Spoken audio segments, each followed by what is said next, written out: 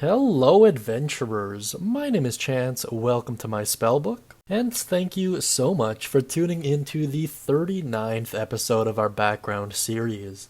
Today we're going to be going over Pirate, which in my opinion is one of the more interesting backgrounds in the player's handbook, more so because it kind of goes against the grain of a lot of the other backgrounds found in there, so it is interesting. In any case, if this is the first time you're watching one of these videos, or if you haven't seen all of them in the series yet and you'd like to, please do check out the full playlist by clicking on that little eye icon up top there, or waiting until the end of the video and clicking on one of the end cards. In any case, let's dive right on into the pirate by first checking out its description. You sailed on a seagoing vessel for years. In that time, you faced down mighty storms, monsters of the deep, and those who wanted to sink your craft to the bottomless depths. Your first love is the distant line of the horizon, but the time has come to try your hand at something new. Now, as with a lot of these other backgrounds, always make sure your backstory lines up with your character level.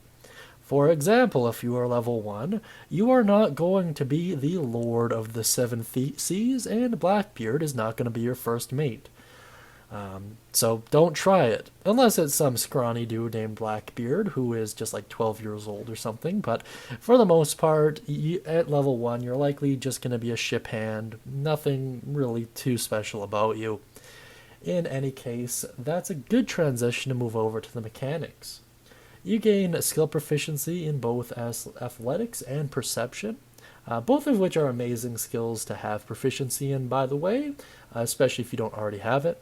Under tool proficiencies, you will gain the navigator's tools as well as water vehicles, which is pretty useful, especially if no one else in your no one else in your party rather has the ability to navigate, especially over the sea. And under equipment, you have a belaying pin, which is just really a club, 50 feet of silk rope, a lucky charm, a set of common clothes, and a pouch containing 10 GP.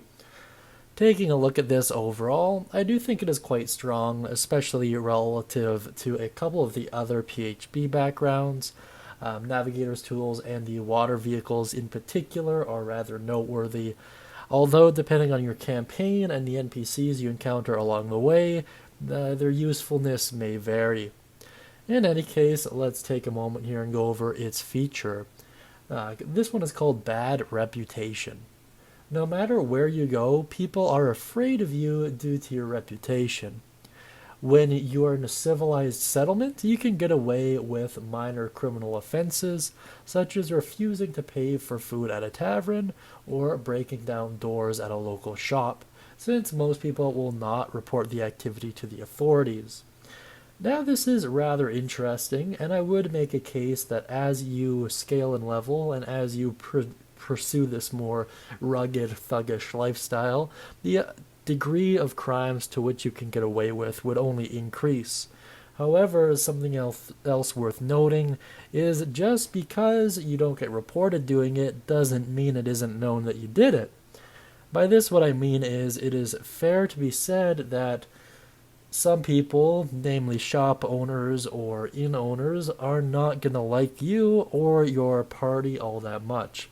They'll be kind to you in person, but behind the scenes they will be using any tools they have access to get rid of you and making sure you're not welcome. In other words, make sure you're checking your food and drink for saliva before indulging too much. In any case, let's move on to its suggested characteristics. For the example, for personality trait, I went with my friends know that they can rely on me no matter what. Under ideal, I put fairness. We all do the work, so we all share in the reward, and this will take you towards the lawful side of things. Under bond, I will always remember my first ship, and under flaw, I can't help but pocket loose coins and other trinkets I come across. I really do kind of like this because it has that almost homesickness kind of vibe to it. You know, you're a very caring person to those in your inner circle, and you likely left a lot of those behind when you decided to leave the sailing life. Or maybe they were taken from you in a painful way, who knows. We all do the work, so we all share in the rewards. It's just a very almost noble thing to say in a lot of ways. However, it might lead you to look down on certain people in high society, which might lead to some points of friction in the campaign. Always remembering your first ship kind of falls in line with that homesickness or nostalgia. And under flaw, it just would make for some interesting character developments, or maybe just some interesting scenarios in general. A good way to really take advantage of this is to have the DM be like, and as you check your pockets, you realize you have taken the fiance's ring without even noticing it. Something like that, kind of like kleptomaniac syndrome a little bit. In any case, let's move on to my personal thoughts. I really like the pirate. I think it's good in almost every regard. Its feature has some drawbacks inherent to it, but you know what? It would make for some interesting opportunities, character advancement, and just plot details in general. So I like it. It gives the dungeon master a lot to work with. That being said, certain members of your party might not be so fond of it, but in terms of the campaign at large, I doubt it'll be affected too much. That being said, let me know what you think of the pirate down beneath in the comment section.